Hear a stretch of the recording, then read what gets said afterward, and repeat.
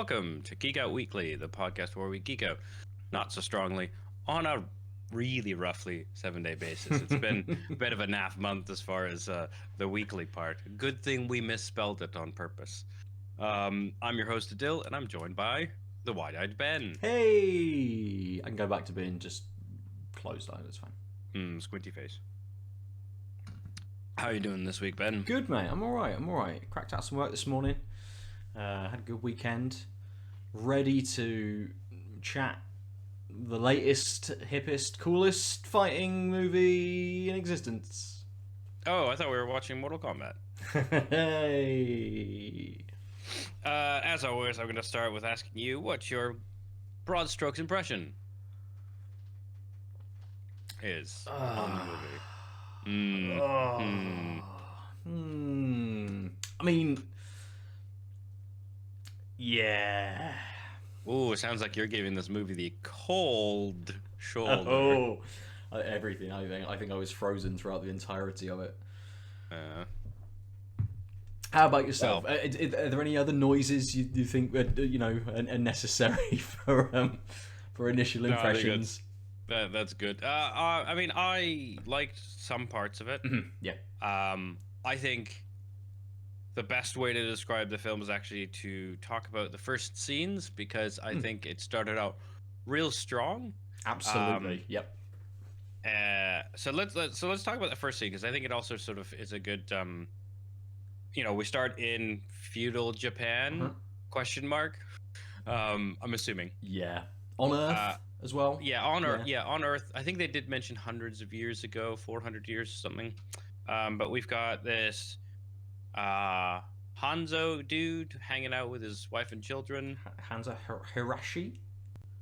Was that it? I can't remember. This is not us being racist viewers. It's just like said twice and not. And it's a name that I don't think I'm familiar with at all. Like, having played a lot of Mortal Kombat games. Yeah. I'm not. It wasn't a name I'd ever heard. Yeah.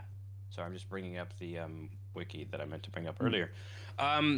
Yeah. So we start up there. He's hanging out with his wife and son, and it's all like, cool, we're feudal Japan people. And then he, of course, goes to the well, while the son goes to look at the crying baby daughter. And then we cut. Then there's this like, someone was stabbed, and their blood is smashing against the paper screen on the outside of the house. And then a sword comes down. Yeah, randomly there was this kind of lookout guy, sort of walking back and forward a little bit.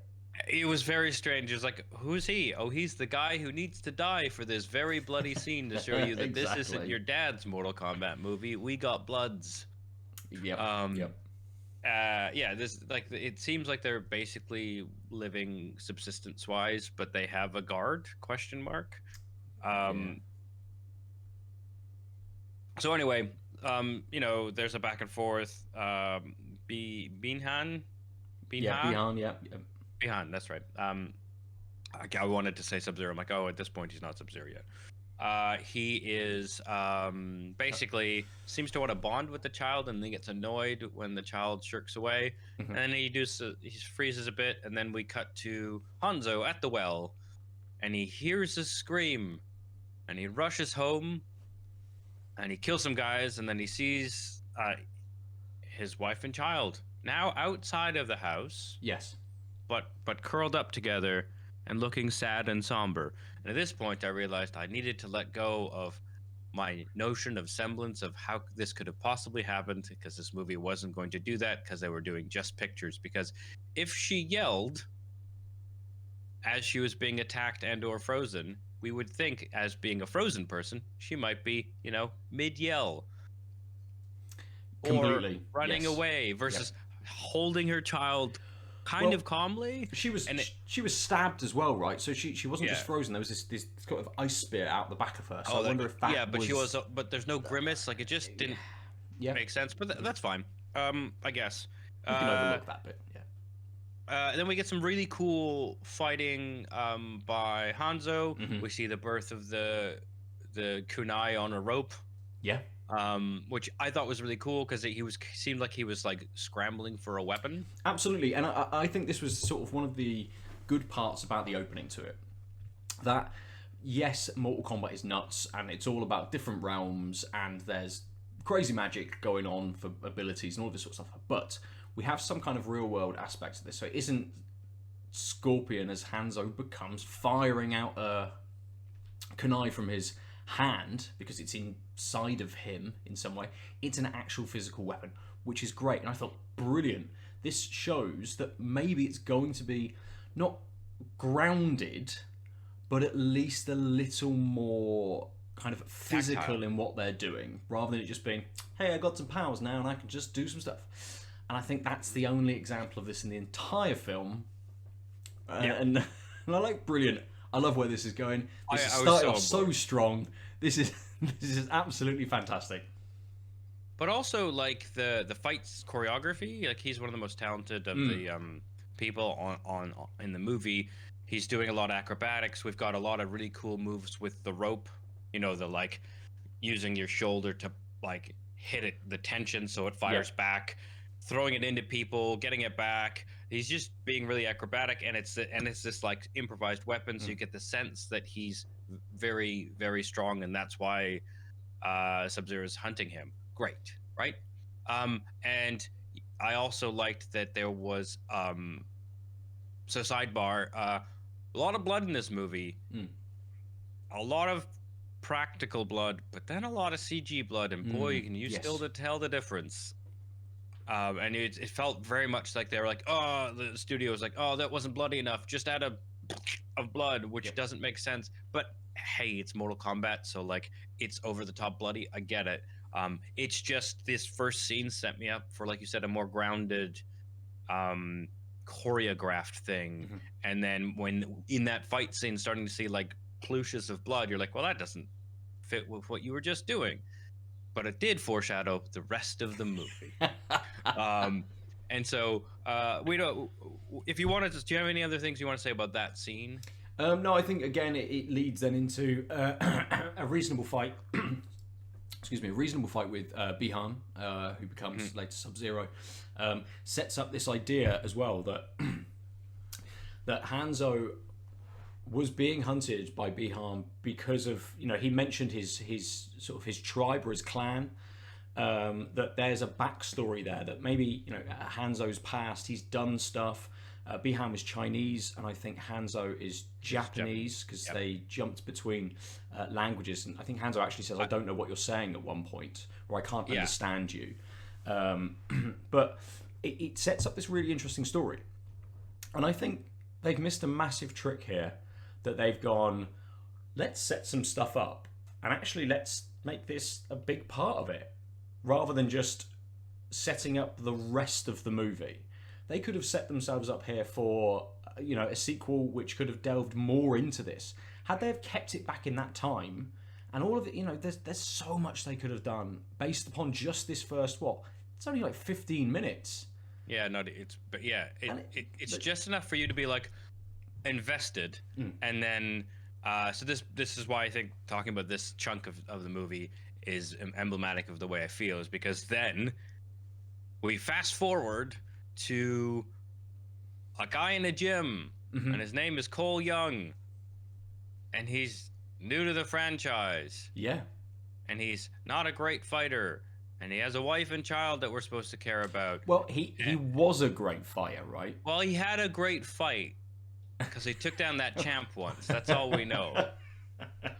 Right? And then it's just like, Cole Young?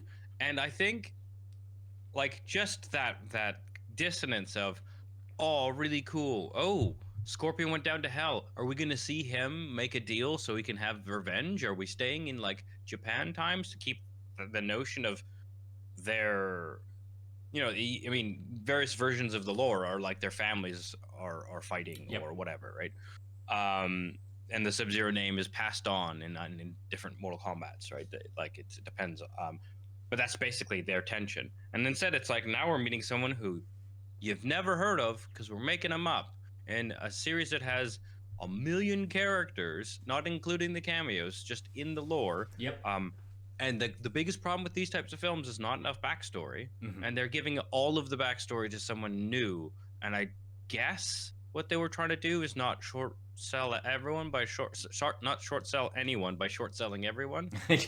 Yeah. And he's just so generic as well. Just very bland. Very, Yeah. very bland. And that's sort of when I was like, oh, and that's kind of how I felt for the rest of the movie. Yep, yep, I completely agree. There's, I mean, I went from to oh really, in a couple of points, some lines of dialogue which had been thrown in because of commentary during the game and characters saying things that a narrator says in the game, and I'm just like, oh my god, that's so cringy. The fan service. Why? And was it? Who's the one with a hat? Kung Lao. Kung Lao, yes, and he says something like fatality after he's spun the it's even worse. He flying says woman in it. flawless victory. Flawless victory. Yes, he does say flawless victory. I'm like, oh no, just stop with this just shite. We don't need all of this extra bits. You had such a strong start, and then you're just thrown into this generic, bland film, which is, in a lot of respects, even worse than the 95 film, whatever year. Shut your mouth. That film is great. Exactly. The new thing is it just, in so many levels they've tried to make this kind of this epic tale of what Mortal Kombat is, and the Earth Fighters, and how someone new can rise through it, even though there is this lore, and you've got Sonya and Jax kind of hunting people out and stuff to find the Earth Fighters, and all of this kind of thing. And it's just like, yeah, exactly, Adam. Flawed victory. It just doesn't work. Yeah. So just in the interest of controlling the tethers. Yes. I have to. Let's talk about these shitty lines. These are fan service line. Like, fan service is like, hey, my favorite character is in this film, and I feel like that's good fan service. Mm-hmm. Sometimes it can be a cameo. Sometimes it's like, oh, learning more about them. It's not hearing essentially an audio cue. Like, you know what good fan service would have been? Fucking Jax uppercutting that guy in the pit. Yes. The pit is a pit. Yep. Nope, didn't do that. Just nope, because we don't really care about what's actually good. But the worst part, I think, is one of the more subtle ones, which is they're like, oh yes, let's test your might in the training dojo. And you're like, no. And again, also, then they need to punch bricks. That's what testing your, like, finish the reference. Yep. I mean, Liu Kang doing the sort of spinning leg kicks on Kano when they're training first. A great tiny little moment, which is fan servicey. Just sweeping leg kick, take him out. He gets up, sweeping leg kick again. Kano then jumps to preempt it, lands, and then he sweeps his legs out. And I'm like, yes, great, good moment. Anyone who's ever played a Mortal Kombat game the first time against someone who has played it before has had that round, and they're fucking frustrated. Exactly. That's nice little fan service, because it's also, but it works because it's playing into the roles of Kano's kind of a brutish dog, and he's not a fighter, mm-hmm. and that's just using technique. That's why that joke lands. Yes, absolutely. Yes. It fits in the film, but it's also a clear reference. Mm-hmm. Yeah, so there's others, but I just wanted to mention that one. Like, there's also multiple times, like a fatality moment. Mm-hmm. No one said toasty though. But speaking of, let's actually yeah, so let's talk about the broad strokes plot mm-hmm. bit, and then we'll go into the characters as much as we can, because there's a lot of them and none of them really matter. But like why I want to say this is because I had written my notes when Cole has his magic tattoo, his birthmark. They're like, oh, I'm like, oh great, so now this new guy is the chosen one. Mm-hmm. Like, various incarnations, especially the early ones, had like Liu Kang being the chosen one, or the one the like, not really prophesized, but like the champion fighter, the guy who's supposed to lead them, right? Forget him. Why would we use the character the lore already has? Because this ain't your daddy's Mortal Kombat film, it's new. I mean, it's So no it's one's fucking Mortal Kombat film, is it? Really? But sure. yeah. But then they reveal, which I kind of like, that there's just a fleet of chosen people. Yes. But also, if you kill a chosen person, you get their tattoo. Yeah.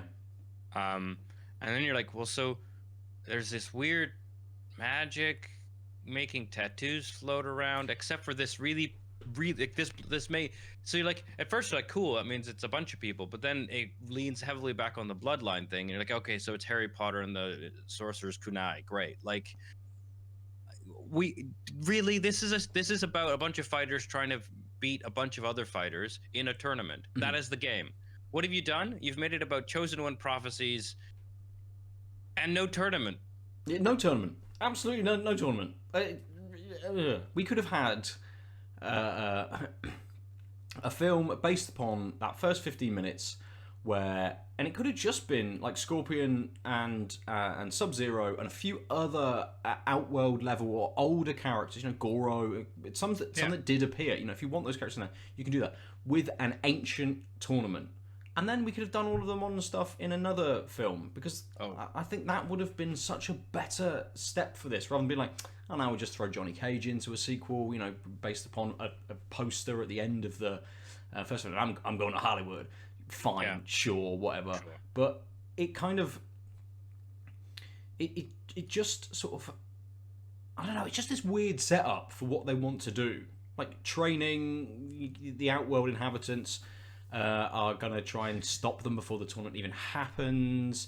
The Outworld inhabitants have won 9 in a row. What makes them think that they won't win the next one to then take over the mortal realm? Yes. Let's go. So the chosen one thing I just want to highlight. But yeah, so then the plot is if they win 10 tournaments in a row, they'll take over, because the gods have a weird way of being clearly setting this up and then walking away because they didn't want anyone else but Raiden in the film. Yes. Right. So, but yeah, so they've just always won, and Shang Tsung is like, we've already killed most of the Earthlings. Let's continue doing that, so long as we don't get caught, is essentially what he's saying. And then they just later on walk into where they all are to try and kill them several times. And you're like, you're contradicting your own plan. Yeah. So fuck you. I remembered this shitty scene from half an hour ago. Don't make me regret it. I'm following your film. But yeah, so then their plan is to kill combatants before they're like known, which is very strange. And then you're like, so wait, so they've got a radar for the tattoos, I guess, but they didn't know that there was a tattoo going down a generational line in between all the hundreds of years. Like, again, yeah, it just doesn't make sense. It doesn't. Something that's not explained. It makes for a poorly paced film because of it. It does, but also there's the idea that you have the Earth or the mortal realm fighters. Okay, Kano of which is one. Yeah. Has the mark, got it off of someone, but he is one of Earth's warriors, and switches sides essentially. And you're like, well, does it matter who's got the mark then? Because he doesn't. It's not like an Earth mark. It is just a mark that can then just be used for whichever realm you want to fight for, as long as you have a mark. And I think the Sonya takes it that the Earth has chosen you. But then Sonya takes one. That doesn't mean you're bound to it. Yeah, sure. And Sonya takes it off of him to then be an Earth warrior. Be an Earth warrior. Like it. Yeah. Yep. You are stating the facts of the movie, friend. Yeah. And it's like, well, but the Outworlders can recruit anyone they want. Mm-hmm. So again, it's these like, the gods have chosen you. These are the Earth gods. I mean, this is the problem. This is like, it just doesn't make sense. Well, I think, and it's not needed, right? Like, good fighters, you could just have Raiden recruiting them, or sending people to recruit people, or just have them go like in the first first film version of Mortal Kombat. They were just like knew about a tournament, and they just like, I don't know, wrote a backstory for these characters, such that it'd be like, oh, I'm Sonya Blade. I work for the military. I'm hunting Kano. Kano's going to this tournament. I'll go to this tournament. Yep. Jax is with me, or whatever it was. Like, It could have Johnny just been like Cage. Enter the Dragon. Yeah. Fighters, renowned fighters of the world, invited to a tournament. Yes, okay, we've kind of done that before, and I can see why they'd want to differentiate what they're doing. But again, we didn't even have a tournament. But I want to put a pause on that, which is why. The reason why we had a tournament before in these movies that you want to differentiate from is because that's the basis of the game they're adapted from. Yep. That'd be like doing a new adaptation of Lord of the Rings and be like, well, we've done Sauron before. Yes. Peter Jackson's like, don't worry about the ring. We've got something completely different lined up. Yeah. They're all just going to go and live in Rivendell. Done. Yeah. That's it. Yeah. Yeah, it was really frustrating because it's... Yeah, so let's go on. So the whole point is the film takes place before a tournament, except technically it's a tournament in the last things because of a throwaway line by Cole.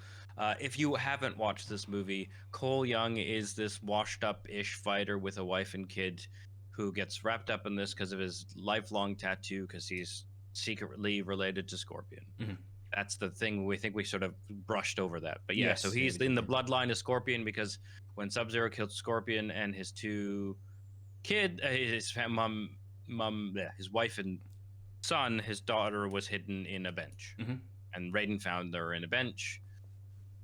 Done deal. Raised her, made lots of kids. The worst part is, I hate when they do these bloodline things. Do you know what happens to family lines over 400 years? They get big. Okay. You may have one child, and that is it. Yeah. Yeah. It's like there's got to be like that. That's just a common birthmark at this point. If it's just everyone, again, it's a chosen bloodline doesn't make sense within the you are the perfect fighter, because that means what? If you gave birth at the wrong moment, your baby would be entered in the tournament because they had the fucking birthmark. And then, does this then pass down to his daughter? Does she have one? I don't think so, but she should, according to the rules of the film. Could she have fought? I mean, his wife tried. She grabbed a big axe and smashed it into Goro. I mean, good on her. I actually thought that that's what they were gonna do because it was a bloodline thing. I thought she was gonna like do some Goro punch or something, but then no. So anyway, I don't know. I'm all over the place because this plot doesn't matter. I mean, like the film. Yeah, but gonna take a deep breath because I feel like otherwise we're just gonna like harp on Again, like the film, we're busting through stuff. Yeah. Yeah. So let's talk about the second fight, the Jax versus Sub-Zero. Why? Because at least so one of my biggest complaints is as the movie went longer, the fights got shorter. Yeah. And it should have gone the other way because it's a fighting game movie. Except for the final fight, which again, well, I'll get to in a second. But like, yeah, so it's Jax versus Sub-Zero. The Sub-Zero or Jax has like a gun, and Sub-Zero is Sub-Zero, and he's obviously somehow still alive. He's got demon eyes, and they do a good setup, punchy. Jax has some good lines. There's good use of he at one point they're like in a empty warehousey building, and like Jax is clearly like not strong enough. Yes. But he like goes like, I've served 6 tours or whatever. But then he like does this like jump, like he kicks off of a cement pillar to like throw a haymaker, and you're like, yes, that seems so stupid and video gamey. And like it's just choreographed really well. You feel the punches, like there's some reeling, and but you also know like we know what's going to happen to Jax here. Absolutely, yeah. Jax has 2 arms. He shouldn't have 2 arms. He should have robot arms. Oh, Sub-Zero has already shown that he like freezes things and breaks them apart. So Sub-Zero freezes his arms and then knocks him off the floor. At this point in my notes, I wrote, Sub-Zero is bad at killing people. Because he kills Scorpion by stabbing him in the right shoulder. And then going, push. And then later we see Scorpion like still breathing. And you're like, okay, so he didn't kill him. And then he disapparates into hell, which again is like a letdown. Yeah. Because like there's no it's not like he didn't die and then go to hell and need to like. There's just so much there that could be there. Instead, it's just like, and then his body burnt up, and Raiden came to find a burnt patch. Okay. Anyway, Raiden's so just then like, I'm Sub-Zero, on the toilet. Just give me a minute. Just I know you're fighting. I can sense it. I can sense something's going on. You just got to give me 2 minutes. And he gets like, oh shit, just too late. Yeah. And then so we find out later Jax isn't dead because Sub-Zero just knocked him down or walked away. His job is to kill people with the mark.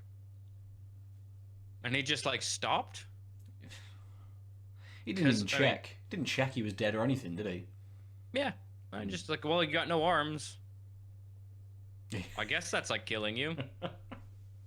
Me, who's alive for 400 years via magic.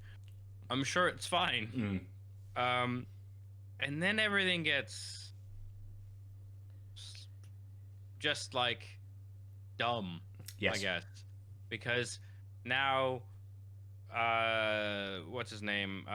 Cole goes, basically hides his family, goes to meet Sonya, and then we find out that Kano is in Sonya and Jax's conspiracy boardroom because they didn't know how to introduce Kano in this movie. Yeah. So they had him chained up. But then also, as soon as he escapes because they fight Reptile, he doesn't want to leave. He doesn't want revenge, even though that's the character. He's just like, I guess we'll be pals. Yep. Give us some money and I'll take you where I was gonna go anyway. Ha ha ha. Yeah. We do have that fight with Reptile, which again felt. I like that that's the OG version of Reptile, right? It's the reptile that goes into a body, right? Rather than the Cybot. And and it's like acid, spit, great. Invisible, great. Cool-ish fight scene-ish. Ends with Kano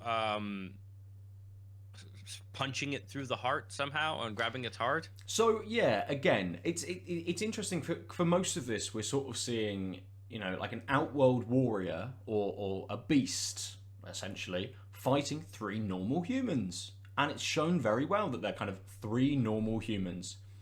Except then Kano has enough strength and power to punch through the chest of this being and push his heart out. And I mean, looked fantastic as a shot, looked really good. And again, a fatality type thing from Kano, punching through the thing. But this is a moment when he hasn't got any powers and he isn't super strong and special and stuff. He's just a normal guy.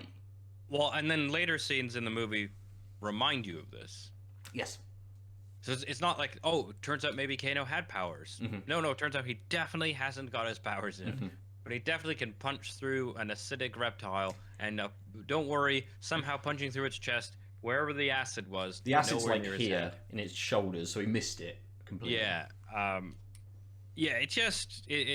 It looked cool, but also it lingered on the shot. Like, I think that's my problem, is a lot of the things that are obvious notes to the game are like flawless victory. Wait. I got it. Everyone paying attention? Fatality. See what I did? Hey, don't look away. I'm gonna do a thing. Yeah, but I completely agree. I mean, there's some talking about that part of the sort of film. There's some reasonable dialogue from Kano. He's played quite well.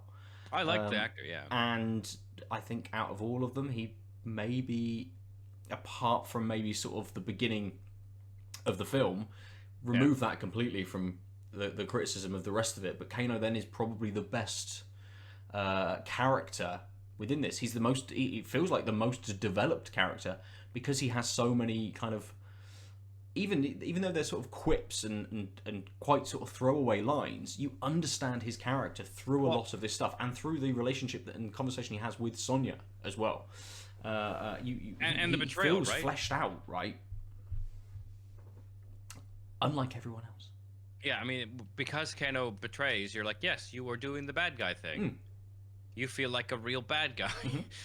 Versus Cole Young, you apparently tap out easily. I guess that was what your first scene was like you Yeah. can't take the pain. Yeah.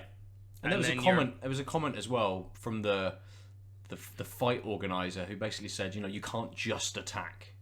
Good fighters have defense. And or something. something. And I mean, again, let's jump ahead a little bit. Yeah. But it then sets up Cole to having this. When his ability manifests, because they all then go, they find Raiden's temple. I'll breeze through this, but yeah, they find Raiden's temple. No, this is correct. They get there. Kind of Kano gets his power through being kind of challenged and getting super angry and stuff, and realizes he's got a laser eye and those kinds of things. Stuff sort of happens, and Cole can't get his powers right. Yeah, basically everyone who has a mark has a latent power they have to figure out, and that's what the tester might chamber is. Yep. And Cole can't get his until Raiden basically says, "See you, buddy. You're just going to be a liability on the team because you can't figure out your power." Didn't send Sonya Blade away. No, you can hang out. You can stay. But you. Well, but that's because it was secretly to set him up to get his exactly. power. And then because his power was basically not giving up? Question mark. Well. So again. Like, the idea that he can't defend and all of this sort of stuff. His power is then this weird rope top, which can absorb gold top. Well, it's gold, yeah, but it comes from the strandy thing his daughter gave him, the friendship bracelet she made out of thread. Right. It comes out of that, right? And then he can absorb hits. So it's like, don't need defense, don't worry about it. You could just absorb all of the hits now, and then that powers you up for a bigger punch. It's like, well, it's not even clear that it does power him up.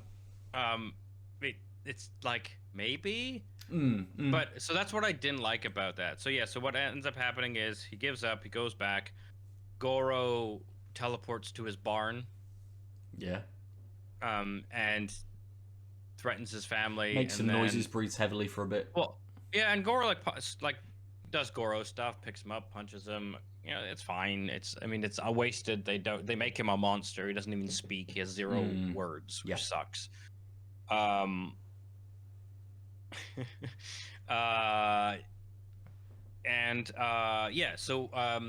Goro's punching him. He's just getting beat up. He had the one win he had was basically getting Goro to collapse the roof on top of himself, but Cole also kind of got hurt. That's when Cole's wife axes Goro, and then he sees his wife about to get beat up, and he makes a magic shirt, and then he gets to be punched in the shirt. But what's really weird is suddenly now he's able to land punches and his skill has gone up. Yes. But the way filmically it telegraphs what happened is he's got this defensive shirt, but it doesn't explain why now suddenly Goro he's out fighting Goro on the fighting part, because he was punching Goro and it didn't matter before. And so maybe you're right. Maybe I was supposed to take away that it's like a reflector vest or something. Like, not a reflector vest, but you know what I mean. When he's on his bike. Yeah, and then so and then that's not enough, and so he just does more power, and then he gets like a blade tonfa and a regular tonfa out of nowhere. Yeah. Because apparently he just needed to manifest more power to get the full suit that was his power. I mean, we sort of see the other characters. So Kano kind of gets his eye laser. I don't know whether anything else kind of increases in him. Jax actually has more story as well, where he has these he has these metal arms kind of implanted onto him in place of the ones that were ripped off, and they're super weak because and then his power is just, my arms are now good. Well, my arms are now robot arms. They're they look like a completely different technology. I mean, it's very odd, isn't it? Like, Liu Kang's power is that he, throws fireballs. Makes sense, right? Well, no, it's more like general fire control. I suppose, yes. Well, sure. And he can make a dragon. That's cool. Yeah. From the games, sure. And Jax is like, oh, Sonya's stuck under this thing. I'm going to try and lift it off of her. And through that, again, from what Adam said, the power of friendship. Through the power of friendship and wanting to save my friends, my arms become big robot arms, and they're much better now. Cole's just like woven shirt. I mean, if you're going to make a new character, make him fucking cool. Don't give him a shit fucking power. Well, and it's it not just though, be because like, it's just shit. It's shit. Yeah. It's shit. It's a shit character with shit power, and they don't even make everyone else's powers kind of manifest together. But then they make it so that he has these weapons later in the scene, because they just think they're so full of themselves. They're like, look, people are gonna look, and then he has more things. Look how cool that'll be. It's like, that's not how you've told me this works. But also, it's not as good as you think. Because okay, so one of the tonfas is a blade, and so he like slashes Goro, and Goro's like, oh, I can get cut by you, and then he alternates between like dual tonfas and then flipping the one to be much more like a sword, essentially, and yeah, cuts Goro to pieces so quickly.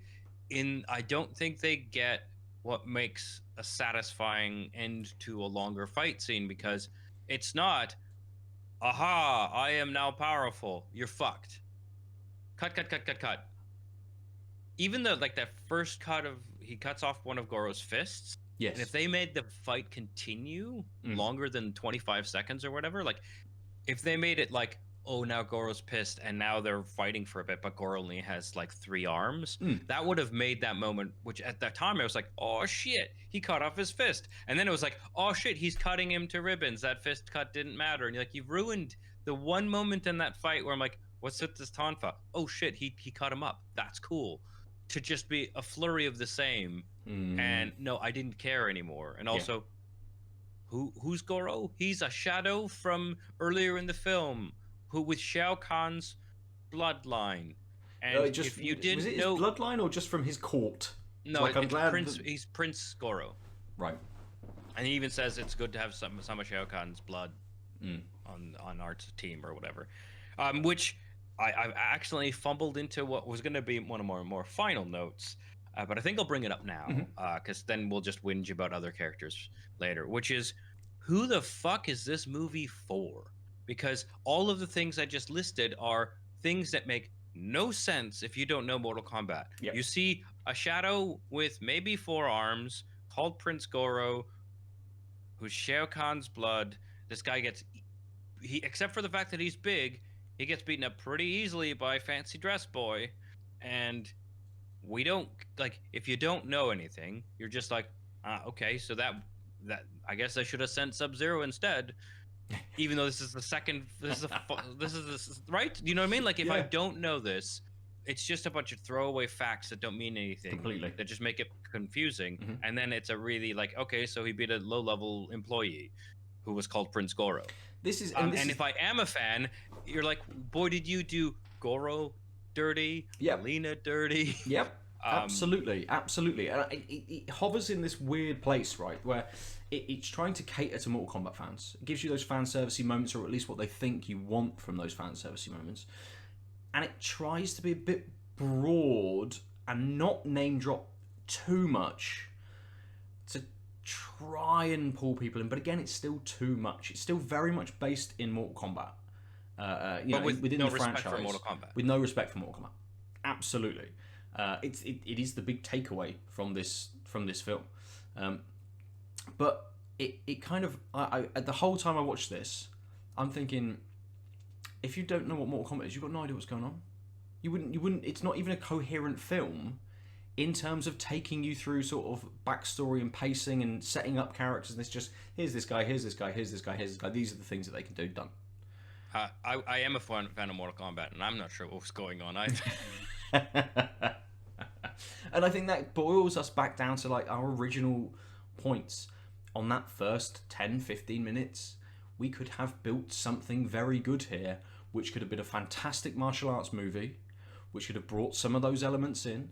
It could have set the world up, and then just been able to push us through into modern Mortal Kombat, where they have a tournament and all of these sorts of things, and then they can play with the format a little bit. And it doesn't have to be a tournament in the second film in the modern era. You know, if we'd have seen the first one had a tournament, people understand what's going on. They know some of these characters. Then if Scorpion comes back and Bihan is Sub-Zero and stuff for this next second film, and that, you know, all of it had actually happened prior to the fight that they'd had. There'd been something else, and it could have been Bihan super pissed because Hanzo won the tournament for Mortal Kombat and stuff, and brought fame to his clan rather than to Bihan, and all of this sort of stuff. There could have been loads of stuff there that would have built really perfectly into setting this franchise up into being bigger than it is, to pulling people in, and to being a film that people could watch without having to play the games, unlike what we have. Well, but again, it's not even like that clear that the games help that much, because they do it so poorly that you're like, oh, then I don't like this film. Like, if the film, if you're like, oh, I need to play the games to understand the film, and you play the games, you're like, oh, I understand this film is not good. I mean, thank you for proving this to me, game. But I also agree with you. Like, there's this really cool movie in my head, which is like, it's the 9th Mortal Kombat, and we have Sub-Zero and Scorpion, who are going to be, sure, they're chosen or whatever. Let's pretend we don't, like, they are chosen in whatever way makes sense, and they represent Earth, but they have their own beef. Yes. And so it's a struggle of the tension between wanting to kill each other but needing each other for the good of the world, which is also your clan, right? Like, bam, all feudal area of like 1600s or whatever. Great. You could even have tongue-in-cheek nods to, like, oh, a big African guy with strong arms who, like, ground pounds or something, and he's like, oh, you're like, you're the Jack's predecessor or something. And then you can have a lot of because Outworld is in a different dimension, you could have your reptiles and your Molinas and your Katanas, and you could lean more heavily on the couple of guys who have longevity because they are a demon and whatever Sub-Zero is, right? Like, these characters who are more mythical and magical and mystical, you could have them last throughout the tournament. And I actually think it would have been fine to split the movie more half and half, with the first tournament ending with them both dying or whatever, and that's what they're like. Think about it this way: like, the 9th one was lost. So what if it was lost precisely because they couldn't get over their shit? And killed each other, and then Sub-Zero flips sides and Scorpion dies, is a demon. But then it turns out he comes back. Blah blah blah. That would be interesting, and it would be a way of having a conflict and character development and inter-character relationships that makes sense outside of, I caught him, he's a bad guy, but we need him, so he'll fly me to blah. I did notice, though, I thought it was a bad goof, but that, like, because it looked like Raiden's, when Cole's like, Raiden's like, get the fuck out of here, you weakling, and he, like, opens a door in his electrical cage. I thought it was just like shitty writing, because then Cole's magically on the other side of the world at his place. But it turns out that Raiden can teleport anywhere, anyone, anywhere.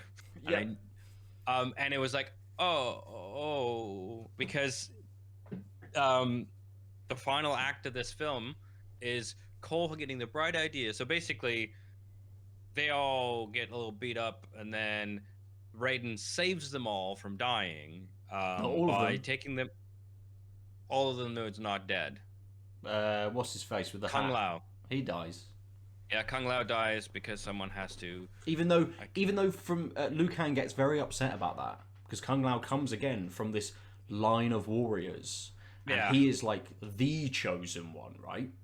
At least from what Liu Kang believes, and the way that he talks about him and stuff, and how cut up he is about him dying, and he's such a throwaway character in this. Yeah, he's just there to say some quips to Kano to make Kano flip. And to have a fatality in a fight with Bird Lady, which, again, she has no real lines. That fight was really quick, and they basically knew that because they said flawless victory, because he just stood there and waited for her, and then when she attacked him, he jumped on her back and then killed her with his hat. And you're like, yeah, that was a flawless victory because it wasn't a fight. You wrote that. But yeah, so basically, Kung Lao is the look. The stakes are actually big, but not really. And again, I saw like flickers of what I know about Mortal Kombat, and I was like, so Kung Lao got his soul eaten by Shao Kahn, which plays into the movie not at all. Shen Tsung's soul eating powers don't matter, except for that one scene. And the fact that he says, "I will eat your souls." So in the lore, he can take the form of anyone whose soul he's been eating. And we know in the previous lore that Liu Kang and Chen Tsung are like the big enemy bracket, essentially, in most versions of the lore, because Chen Tsung is secretly working for Shao Kahn, but we don't even know about that. And so we think the sorcerer is the real bad guy, and Liu Kang's like champion of the earth. Yep. So they fight, and you're like, oh, I get what you're doing. You're like backdooring us into that fight scene, except he's gonna turn into Kung Lao, and Liu Kang's gonna struggle. Nah, fuck that. Why would we do anything that remotely resembled the lore or use the powers or any dynamic or development at all appropriately? Yep. Nah, no, let's just throw it out. It blew my mind entirely that I was like, because I was so sure. This is so obvious. It's such a perfect puzzle piece. It writes itself. Yep. Nah. But and then obviously they have to bring Cole back in to have some kind of final fight. So then the final section after they've all done their kind of like their individual fights. Oh yeah, so let's go back a second. So because Cole's idea is important, right? So Raiden basically hides all of the warriors in the purgatory, essentially. Yeah. And then you're like, wait, so you can teleport anyone anywhere, and your warriors were being hunted down, and you have a secret place that can't reach them, and you didn't think maybe train them in this place? You just let... What? It's all good for development. Yeah. Anyway, so then Cole says, they want a tournament, but who says they get to pick where? And so that's the excuse of Raiden using his literal magic powers to teleport. But this is what blew my mind. It's one thing to I thought it was like hey, you go there, or I've opened a gate from here to there. But no, in fact, it's I could put you anywhere, but also can pluck anywhere and put them here. So I'll just put Jax and Hammer Boy at the pit, and then I'll put you two together over here, and Liu Kang and Cabal together. But Liu Kang wanted revenge for Kung Lao, but I'm not. But he was fighting Cabal earlier, so we'll just replay that fight so that there's just boredom because you've seen these moves against each other. Why would you make them fight each other again when Cabal wasn't the one who made him angry? And you're like, well, he wants revenge, so same fight? Yeah.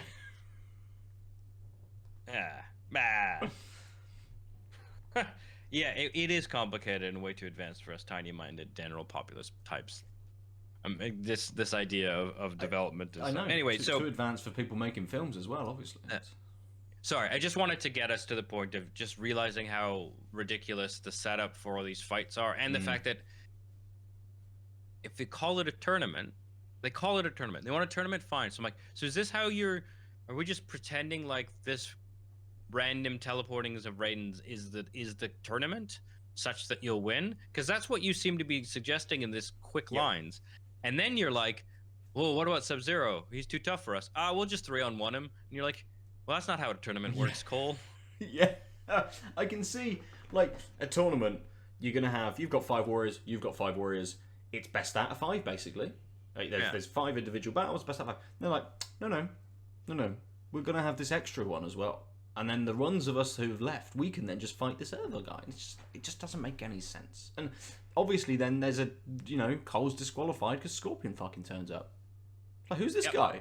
Just coming in. Well, but it's clever. Good writing, Ben, because they'd already established that more than one person could fight Scorpion or Sub-Zero. Yes. So basically Cole is fighting... I've already forgotten who Cole was fighting. Melina. Yes, right. Cole's fighting Melina, and then Sub-Zero finds Cole's family, and then Sub-Zero teleports, shows the friendship bracelet. So it turns out Sub-Zero has smoke teleportation powers and not Shang Tsung. Also unclear. But I guess, sure, why not? Sure, everyone can teleport anywhere, anyone, I guess. You've got to be a certain age to do it. So, yeah, fine. Yeah. So then Cole charges him, and the teleport just manages to get the both of them. So now Sub-Zero, but it's a trick, because Sub-Zero is taken... Sorry, this really bothered me when it happened, but they're in the gym of the original scene that Cole fights MMA in, and you're like, So you found Cole's wife and daughter, and before freezing them, I guess asked them, where's a good place to make Cole fight? Because I don't want to ruin your living room or use this yard that Goro died in. What if it's a cursed yard? What if Cole's not that good and it was the yard? I should find somewhere else. Yep. Like it doesn't make sense. But anyway, it turns out they're not back at home. They're in this place, and he's frozen them to the chain walls of the ring. And then Cole's like, "Oh no!" And then he gets beat up. But then a kunai on a chain hits Sub-Zero, and as you pointed out, Scorpion shows up. And Scorpion's mad. He's very angry. Yeah. He's like, "Oh, I'm finally gonna deal with you after 400 years of waiting. Wait, why didn't I attack you before? Because it's not that you were just now on Earth, because you were there in that scene where you beat up Jax." Again, is it just that sense where we said earlier, had the chosen one been just born at that time, and that's when they decided to attack, then they're dead because they're a baby. Is it just that this is precisely when Scorpion went, "I'm ready now, I'm done"? I know there was a comment where he said, "I've been in hell, and rather than it consuming me, I've made it work for me," essentially. Is it just that he had to get to a power level or a certain point, or when he felt comfortable And it's just enough? convenient timing. It's just a convenient time. Yeah. It's just, yeah, it's very dumb. But we do get a fight scene, which starts out cool. Yes. We gotta get over here. We get a nice callback where he takes his mask off, which he does a million times, and says, "I told you not to forget my face," which is what he does right before he collapses but doesn't die. When he gets stabbed in the shoulder. And you're like, okay, good. Like that's a callback I can get behind.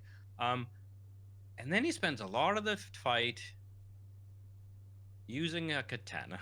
Yeah. And I was just like, what? Oh, fuck you, get movie.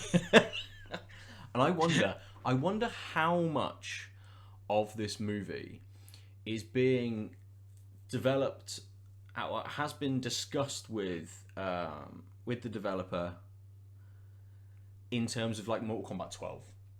Like how these characters can be differentiated from their previous incarnations in the games. How can they change it up a little bit? Well, they can introduce Cole, they can introduce that flying character as well.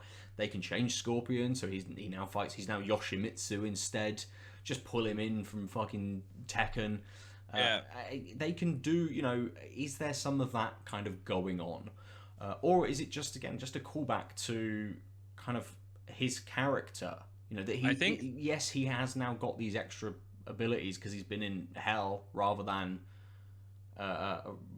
just being dead when Bihan killed him, and we didn't know that he had any abilities, but he was obviously some kind of chosen one because that's been passed down to Cole.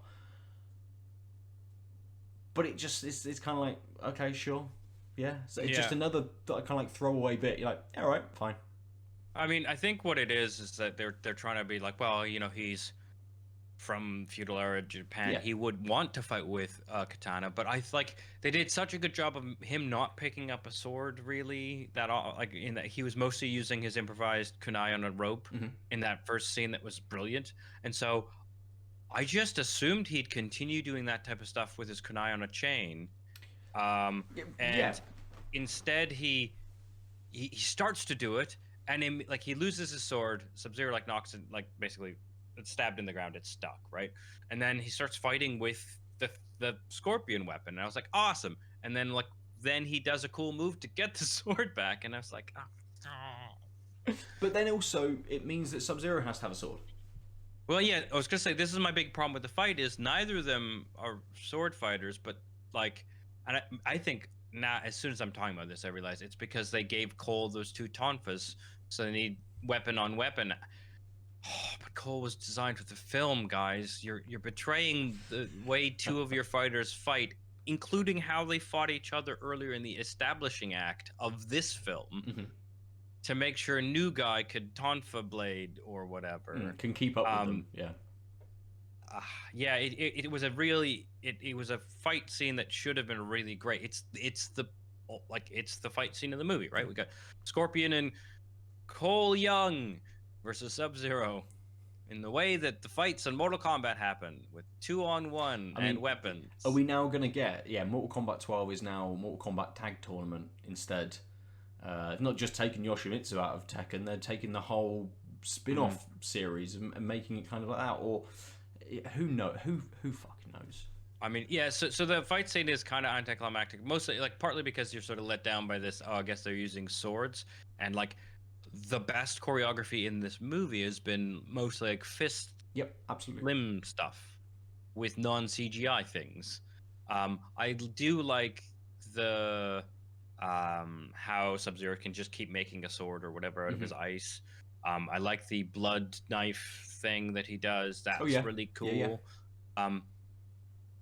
It's very quick. It was in the trailer, so I mean, watch the trailer. And he makes, it's cool. He makes some like ice walls to throw people into and stuff, and makes so that I think is a cool idea, right? And things like yeah. And that's more grounded, right? Instead of because if his ice can just freeze you, it's like one of the problems with the game is like he freezes you, then he punches you. But also in fatalities, if he freezes like your arms or whatever, he can snap them. It's like there's a disconnect between those, but it's a video game. In this, if you want to be more grounded, I like the fact that they've shown that he can freeze people, but it sucks. Yeah. But he can't just. But he's essentially just throwing a really big ice ball fast when he does his like actual like Hadouken ice move, which normally is the haha you're frozen and I'll come up and uppercut you. And I liked that they adapted that, right? That made sense because it's still his like freezing of people still meant something big. But yeah, it was disappointing. They like went back and forth for no reason, and then Scorpion just like, I've got this, and not even take your family. Like you've established that he lost his family, that's why he has revenge. This is his bloodline, and it's not I've got this like get them away from here, like empathy with the risk. It's I've got this. Take care of my bloodline. Like, but this is, the writing so bad though. Also like it's like everything is just half-assed. So they have his wife and daughter frozen to the wall, and so halfway through the fight, Cole is also trying to beat up the ice. Yes. But then Sub-Zero tries to take advantage of that, and there's this. It's done okay. I liked that Cole kept like the fact that we saw multiple versions of that. It's like, oh, Cole wants to beat Sub-Zero, but his primary idea is like save his wife. Yeah, his family. And you're like, cool. And does he like power up and just go bah punch or like do something to show his great granddad or whatever is like, oh, I got hell powers, so I'm just gonna Jack's ground pound with fire, and it's just gonna melt the sides of the thing quickly, and then they're just free. And so like all of that struggle didn't matter because if he hadn't punched it 0 times, it would have been fine. Yes. Deus Ex Scorpion. Surely just do that at the start. Yeah. Well, why didn't? Yeah, exactly. Why didn't you just like? Why didn't you enter, get over here to the guy, and then just punch the ground? Like, could you not have just? Yep. And then he could have said, "Hey, get your family out of here," because I clearly want a one-on-one with Sub-Zero. Yeah. To remove you from the scene completely. Yeah. And then it kind of it like, just to finish up, I suppose it kind of just ends a little bit limp as well, doesn't it? Like then Raiden shows up with everyone else at the gym after Scorpion burns Sub-Zero to death, I guess. Yeah. Except I thought they would have showed him like Ash. Yeah. They like, our CG budget didn't. They did a little bit, didn't they? And I wondered whether he would then melt away and go into hell or whatever, as happened to Scorpion right at the beginning of the film. But no, it's just his charred corpse lying there on the mat. Yeah. But yeah, Raiden turns up, brings everyone with him, and it's all like, "Hey, cool, we did it, hooray! These are my friends. Yeah, this is my family." And then Shang Tsung turns back up, and Raiden's just like, "Now bite." And like, it was so strange. Could you not done that straight away. Again, talking about him being able to teleport whoever he wants, wherever he wants. And I know there's a comment where he says, we're not meant to get involved. Yeah. Like, I'm an elder god, Shang Tsung is whoever it is, but I'm not meant to get involved. I'm just meant to protect Earth, basically. That's it. Yeah. I'm not meant to do anything else. And then he's like, yeah, but I'll do this, right? Yeah, I mean, so this is what I don't get about the not getting involved. So it is the case that you... So I think that's what the teleporting everyone to various points in the Outworld is supposed to be, is he's not getting involved because he's helping the tournament happen. But he also broke the rules to put them in purgatory, which is why I didn't do it before. But then you're like... So I think the logic of the movie is that was the tournament, and so now Shang Tsung doesn't have a claim to attack people on Earth. Yep. Except he said specifically nothing stops us from fighting between tournaments, and if that was the tournament, it's over, so he can just kill people now. But also, there's no reason why he should kill these people except if he a grudge, which you've established grudge killing is fine because the tournament is over. What? Like, but yeah, and just the fact that he banishes him, it's like, fuck you. You should have done that in that scene in your own temple then. Absolutely. Like, I'm sorry, but putting up an electro wall is preventing them from killing your dudes, and zapping them away is preventing them from killing your dudes.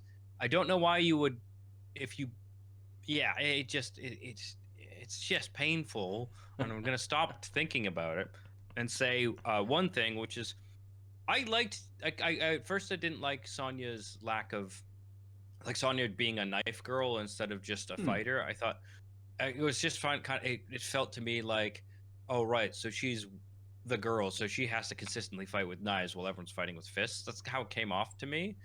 But I liked that she was very proficient with them, at least. But it was a thing that really rang weird. I couldn't tell if it was just like, am I annoyed because she didn't use knives in the game, really, or am I annoyed because why is she the one who seems to only be able to succeed when she has weapons while the rest are kind of just proficient fighters? But then it didn't matter, because boy did they do her dirty, kind of, because she kills Kano, gets her mark, and then basically teleports to the Melina fight, and she like is teleported and then immediately uses her ring power to destroy Melina.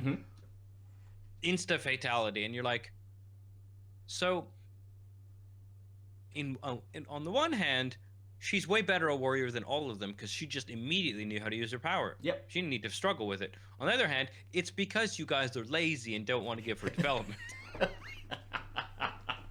So you make this OP character, which I don't even think the film understands how OP that move is in its own logic. But yeah, it just felt like, you did. And then that's it. That's like the last thing she does is, look, I blew a hole in a thing. And then it's like, hi, we're old friends. Yeah. And that was her arc. Her arc was, I killed Kano and got my magic birthmark that I was jealous of Jax about. And then I could ring power. I did it once. Anyway. That's it. I just wanted to mention that because I did feel weird about her character, and then it didn't matter because she wasn't really a character, I guess. So that's us whinging mostly about chosen people and poorly choreographed fight scenes, which is, I think, the biggest problem. A couple weeks ago we talked, not you and I, but Connor and I talked about Godzilla versus Kong, and it was bafflingly stupid and didn't make sense in a lot of ways, but the fights were fun. And it knew how when it was being dumb it felt. And this is, I feel like, the worst parts of that, which is bafflingly dumb. Oh, there's no but. It's just... Yes. Yes. How about you? Final thoughts? And again, there's something so much better in the belly of this that could have been, that could have then spawned on. Spawn. They should have had Spawn. Was Spawn ever been in Mortal Kombat? I'm pretty sure he has. Think so, yeah. I mean, you think of the cast of characters they've got, even if you don't go for other franchises and all of these other things that they kind of have brought in, they've got so many characters, and they could have just spread it out a little bit, just taken their time, built those characters. And we've kind of said, we've already come up with a film we would have preferred to have seen as we've been discussing it, a little bit longer, split that in having more from Hanzo and Behan at the beginning, and then bringing in the modern elements, or even doing just a shorter film with a tournament set in feudal Japan or set in Outworld at that time, and then something modern. I think there's definitely legs to what they'd set up with that first 10-15 minutes. It just fell apart completely. And as we've said, it's not really made for Mortal Kombat fans, and it's not really made for anyone else who wants to watch films. Yeah. It is just a film. Yeah, so what I would say is, if you are interested in a more recent Mortal Kombat thing that does the things we're saying are missing, Mortal Kombat Legacy, which was a web series in 2011, and it's very good. Because it's like a series of 12, I think. I can't remember. Like, basically 10 or so 10-minute episodes that give you like kind of the backstory of each of these characters, and it's kind of what you want, which is just like a who's who hits enough for development, and then ideally some payoff at the end, which is kind of what the first adaptation movie was doing. It was just very camp and stupid, but you can have a more ground pounded version, and that did it really well. I think they might have made a second season. I can't vouch for that, but I really enjoyed it. To me, it was like, oh yeah, people figured out how to Mortal Kombat for the screen. Nice. And it's a no-brainer that the next one will do something like this. And then turns out, yes, you need no brains, but people might not have brains. Yeah, so it's really good. So if you are interested in something Mortal Kombat-y, that's what I would recommend. Nice, cool. Yeah. Perfect. Cool. Well, that about does it for us this week. If you enjoyed the show, please like, subscribe, follow, review, share with friends on whatever service platform you happen to be enjoying us on. Really helps show when you do leave reviews or follows, or send a link to some friends. If you have comments about the shows we've talked about, or things you want us to talk about or looking forward to talking about, you can reach us at podcast@outoflives.net. You can also find VODs, streams, VODs of streams, VODs, podcasts, articles, etc. for all the things we do at outoflives.net.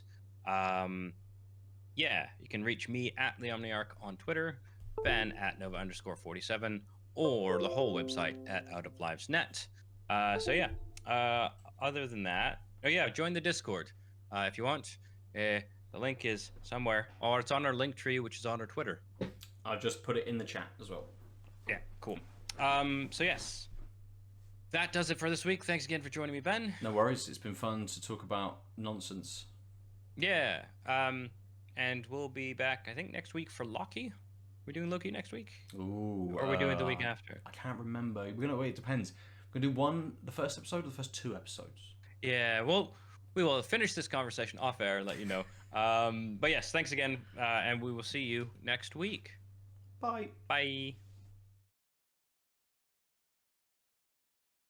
www.outoflives.net